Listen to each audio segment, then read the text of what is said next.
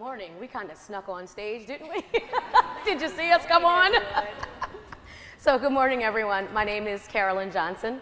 I am the CEO of Diversity Inc., and I am so excited to be here with you all this morning, and especially with my dear friend of at least, what, Wanda, now 15 years? Probably, yeah, somewhere around there. Wanda Hope, the Global Diversity, Equity, and Inclusion Officer with Johnson & Johnson.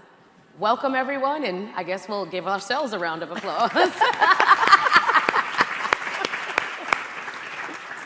So what an amazing topic, really focusing on different categories around how businesses in the room, partners like Diversity Inc., to you all, are solving some of the most challenging issues today.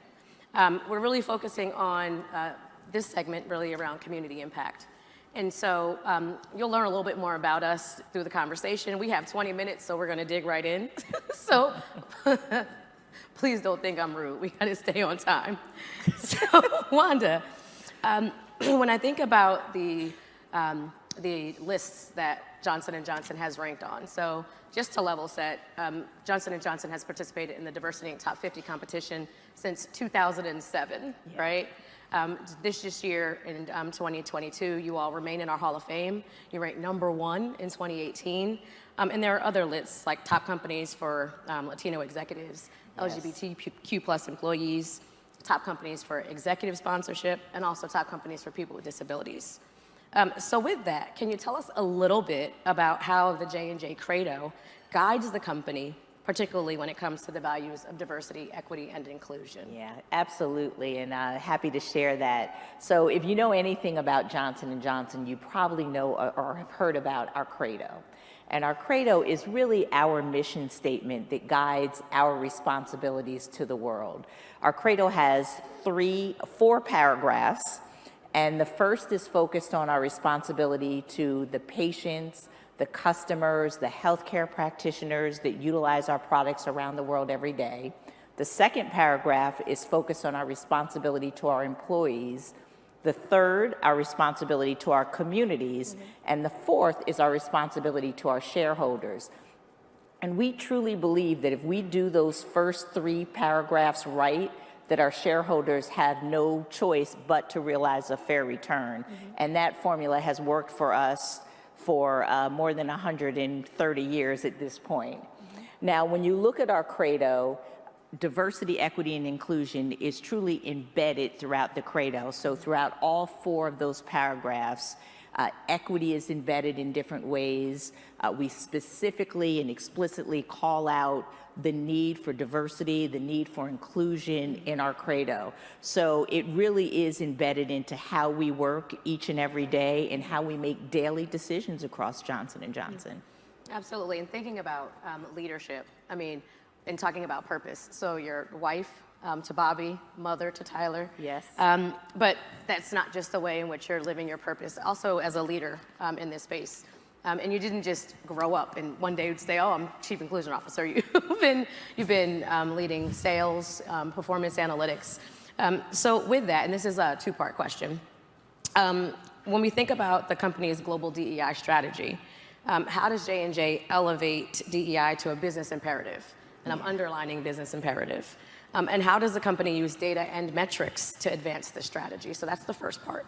Okay, so Carolyn, as you well know, because Diversity Inc. has led a lot of this research and provided a lot of data and insights on this area, but when you look at the data and you look at what diversity, equity, and inclusion does for organizations, mm-hmm. the data are clear, right? I mean, companies that are more diverse and companies that have more inclusive environments where employees feel like they have a voice, can share their perspectives, feel like they belong, mm-hmm. do better. Right. Employees are more engaged, the companies are more profitable, the companies are more innovative and more agile. So the data are clear around that. Mm-hmm. And at J&J, we really anchor on to that data. Mm-hmm. And we truly believe that diversity, equity, and inclusion is a business imperative for us. Mm-hmm. And we treat DEI as we would any other business opportunity or business challenge. And I think that is one of the things that differentiates us. It's not this thing to the side where we do business and then we think about DE&I. We are embedding diversity, equity, and inclusion into the way we think about how we operate and how we drive our business in every step along the way. One of the ways that we do that is by having a strategy around diversity, equity, and inclusion, just like we have a strategy around every product that we sell or every opportunity that comes along. We have a strategy around this, and that strategy really was developed in the same way that we would develop a business strategy. So you talked just briefly about my background, but I actually come from the business side, the commercial side, right? And so when I came into this role about 7, 8 years ago, I kind of built a strategy the only way I knew how, the same way we would do if we were marketing a new product or launching a new initiative. Exactly. And so with our strategy, we really have uncovered data and insights to help guide where we want to disproportionately focus our time, our energy, our resources. And we reached out to employees around the world in building this strategy, more than 7,000 employees in 33 different countries in 6 different languages. We partnered with companies like Diversity Inc., that is a fantastic partner in sharing best practices as to what other great companies in DE&I are doing, and really did a pretty big external scan. And that led us to a strategy that helps to focus our energy around this space and helps us to disproportionately focus on the things that we think will really drive the outcomes that we want to drive. If you think about our strategy, and it evolves over time, just like any strategy in business. When the market conditions change, the strategy changes. And clearly, over the last 2.5 years, the market conditions around diversity, equity, and inclusion have changed, right? So we clearly saw that with COVID-19, there was a disproportionate impact to women around the world and Black and brown communities around the world and underserved communities around the world. And then, of course, we had the murder of George Floyd, which really kind of created this reckoning with racial and social injustice. So that put different demands on the space of diversity, equity, and inclusion in the marketplace. So we have evolved our strategy to make sure that we're living into these new demands of the marketplace, and we're focused on 4 key areas. The first is making sure that we are strengthening our global culture of inclusion so that we really understand the needs of the local marketplace and the employees, the patients, the customers that we serve in that local marketplace. We're also focused on building a workforce that reflects the diversity of the communities that we serve. We're continuing to focus on embedding diversity, equity, and inclusion into our business strategies so that we understand the needs of all of the diverse populations that we serve around the world and can develop solutions and communicate with those populations in ways that are meaningful and resonate with them. And we're focused on equity in a different way. So we're focused on more equitable access and more equitable outcomes, both internally and externally at J&J. And I want to just drill down into this accountability piece and leadership accountability. Can you speak a little bit about how leadership accountability shows up in how people are modeling it, but also in how you're communicating it? Yeah, absolutely. And so, look, we often say in business, what gets measured gets done, right? And diversity, equity, and inclusion is no different. So when we think about accountability, we have accountability for leadership across our organization. And it's accountability in multiple different aspects of DE&I. There's accountability around creating a workforce that reflects the diversity of those that we serve. There's accountability around being an inclusive leader, right? And so we actually have an inclusion index that measures where our employees tell the leaders how they feel about whether or not you are inclusive or you're hearing all voices and you're inviting different perspectives in, and you actually get a measurement around that helps you figure out what you can be doing better. And then there's the accountability about the business part, the business component, right? So are we really and truly understanding the diverse needs of all that we serve, and are we embedding that into how we develop solutions for healthcare? No, right. And so we're going to come back to the evidence-based part of the strategy. Okay. But where I want to go now is really digging into Johnson & Johnson's Our Race to Health Equity, which is your $100 million commitment. And I know that number keeps going up, and I love it. But your $100 million commitment to eradicate racial and social injustice, which we all know is a public health threat. Absolutely. So you're marking the 2-year anniversary Yes. Of that program. Can you share a little bit more about the genesis of the commitment, what progress you've made in that 2 years, and what you've learned in the process? Yeah, absolutely. And so we're so proud of the work we're doing in our Race to Health Equity. And as I just shared, clearly the last 2 years, we've seen while the health inequities have always existed, they really came to the surface during the COVID-19 pandemic. And I think a component of that was we were all forced to be still. Yes. Right? And it allowed us to listen and hear and understand in a way that maybe we weren't able to do before. And again, there was a disproportionate impact to women around the world and to Black and brown communities around the world, quite frankly. But as we thought about that and we looked at what was happening in the US, we clearly saw the healthcare discrepancies there.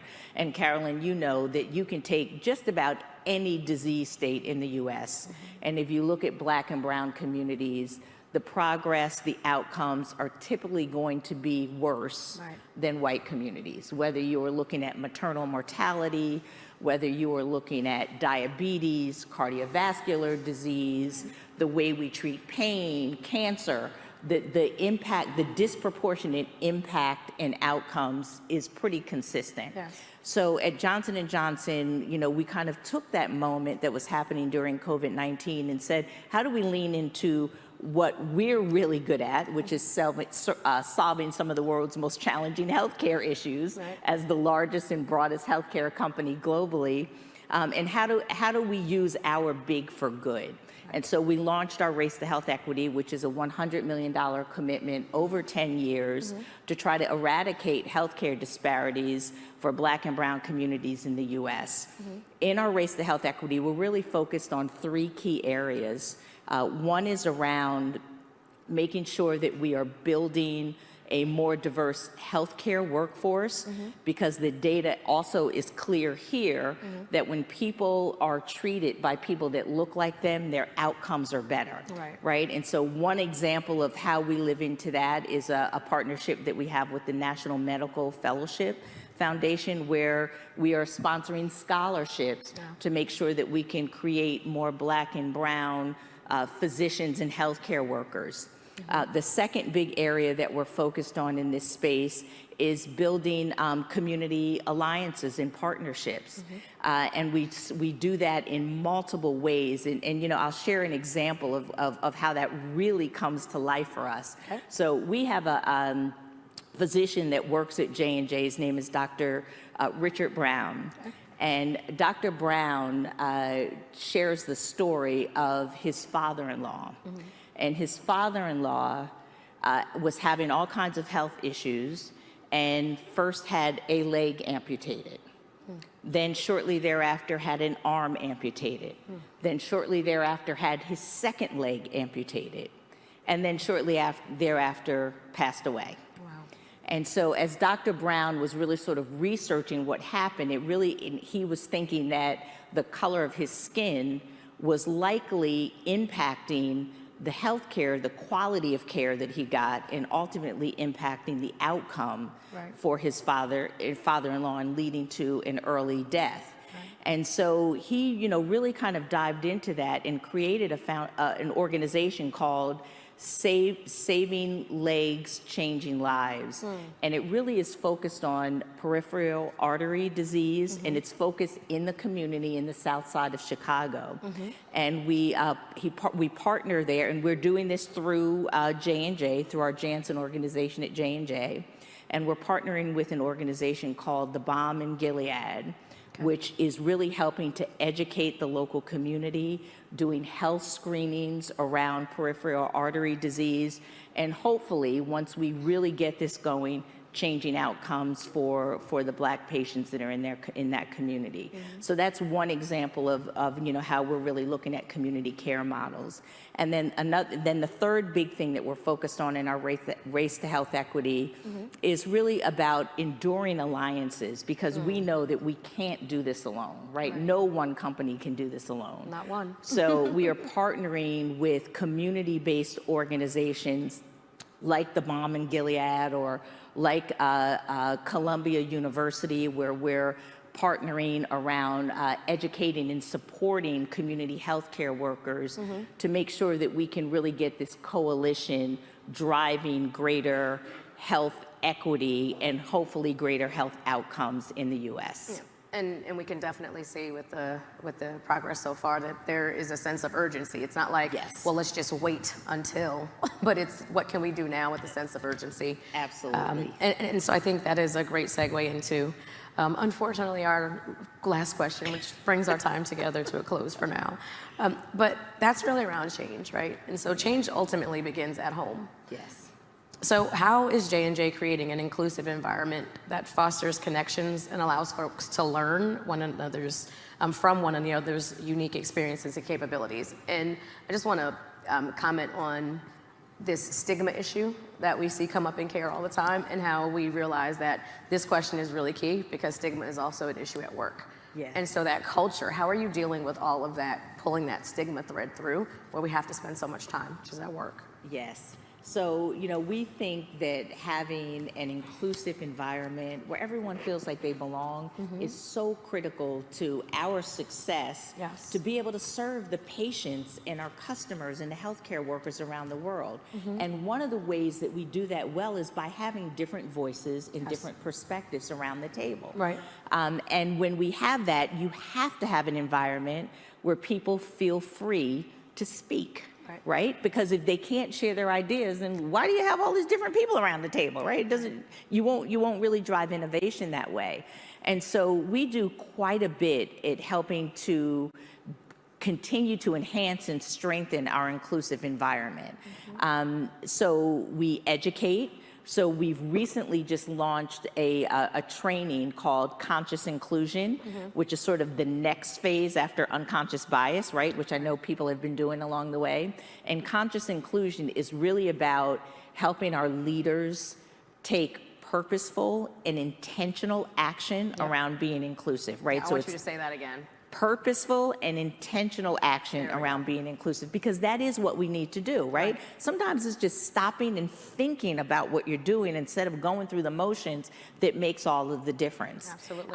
And it's not rocket science. No. These are basic things in just the way people want to be treated, Fairness. Yeah, fairness. And when you have that, then you do invite all voices to the table. But that's the kind of thing, like I talked about Dr. Brown's story.